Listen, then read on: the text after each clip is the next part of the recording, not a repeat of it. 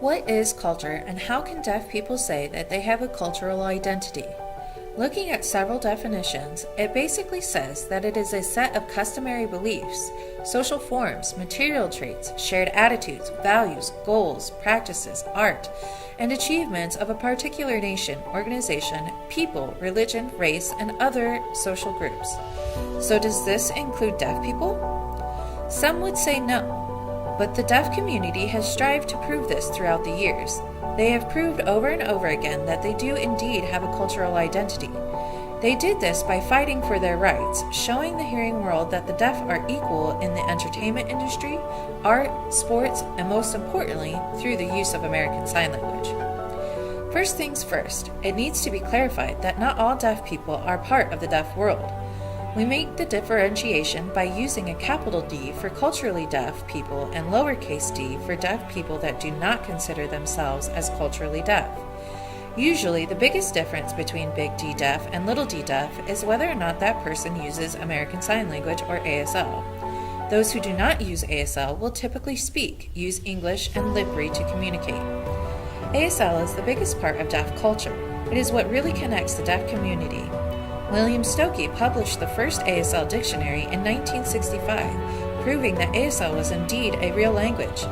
A common misconception of ASL is that it's just pretty hands waving in the air. But ASL has its own syntax, vocabulary, and semantics.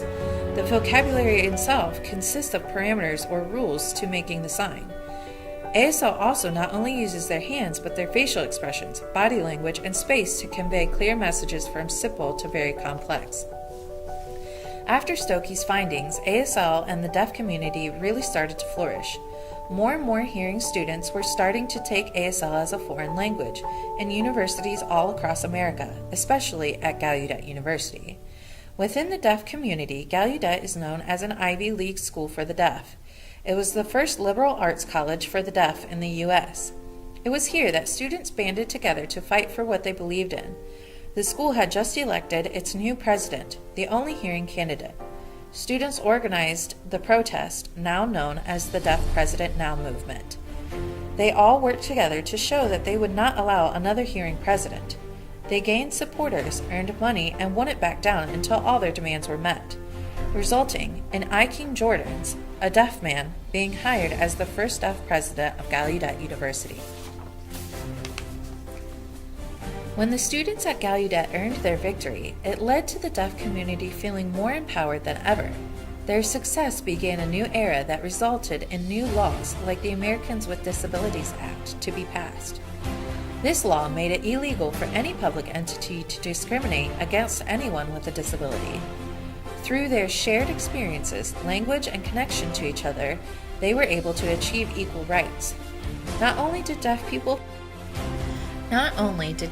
fight for what they believed in and won, they have made contributions throughout the years supporting the deaf community through several types of mediums.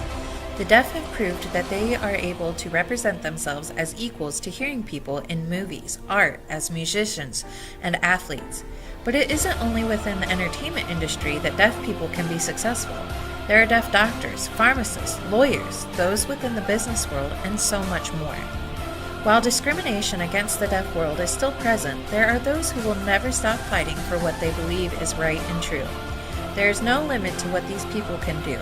A famous quote that many deaf people relate to and keep close is, "Deaf people can do anything the hearing can, except hear." As a culture, the deaf will always be a close-knit community and will always strive to stay that way.